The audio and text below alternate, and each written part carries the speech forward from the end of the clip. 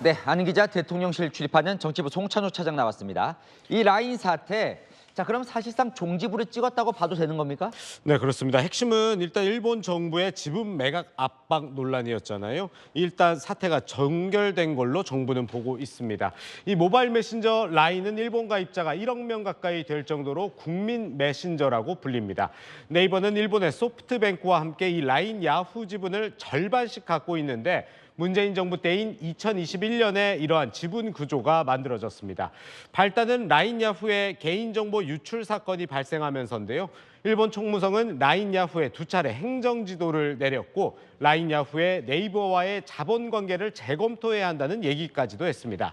그러다 보니 일본 정부가 이참에 일본 기업인 소프트뱅크가 라인을 다 가질 수 있도록 네이버의 지분 매각을 압박했다는 논란이 불거진 겁니다. 그래요. 그래서 일이 커진 건데 지금 사실상 종결된 걸로 정부는 보고 있다고 얘기를 했습니다. 네. 어떻게 한 거예요? 네, 이게 정부가 풀었다고 볼 수 있는데요. 사실 정부는 그동안 소가리를 한 측면이 있었습니다. 정부는 네이버가 2019년부터 라인 야후 지분 매각을 할 계획을 가지고 있다는 점을 확인했었거든요. 이 라인으로 일본 시장에서 충분한 수익을 거두지 못하자 지분을 팔아서 다른 사업에 투자를 하는 방안을 검토했던 거죠. 정부는 네이버가 좋은 조건으로 매각할 수 있도록 매각을 최종 결정할 때까지 조용히 있었다는 게 우리 정부의 입장입니다. 그런데 야당의 반일 공세가 거세지고 복원해놓은 한일 관계까지 위협받자 직접 나선 겁니다. 직접 나섰다. 그래서 어떻게 정리를 한 겁니까? 일단 네이버와 긴밀하게 소통 협력을 한 건데요. 이 네이버가 매각에 대해 가타부타 대응을 하지 않자 정부는 답답함도 토로했던 걸로 전해집니다. 네이버의 이익을 위해 기다려준 건데 일본 정부에 마치 굴복하는 듯한 여론이 형성됐기 때문입니다.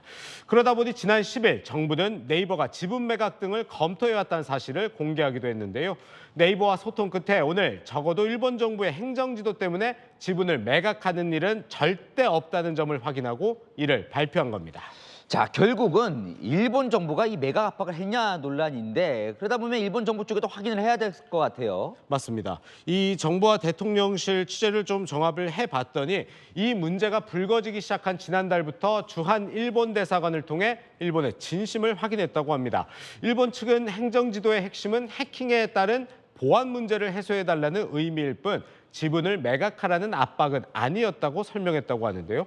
이 양국 정부는 이 문제로 한일 관계를 망가뜨려서는 안 된다는 점에 공감하며 여러 채널로 물밑 소통도 했습니다.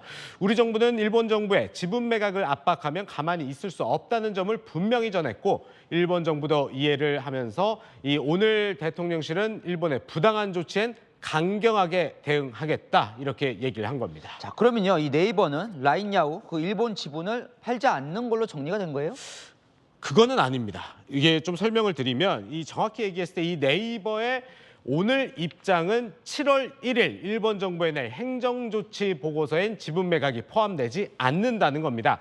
즉 일본의 압박으로 매각할 일은 없고 대통령실도 그건 막아주겠다는 겁니다. 하지만 앞서 말씀드린 대로 네이버가 오래전부터 매각을 검토해왔잖아요. 이 매각 협상에서 좋은 가격을 받을 수 있다면 네이버는 언제든지 매각할 수도 있습니다. 정부도 향후 네이버가 라인의 지분을 파는 것까지 관여할 일은 아니라는 판단입니다. 네, 잘 들었습니다. 안 기자 송찬욱 차장이었습니다.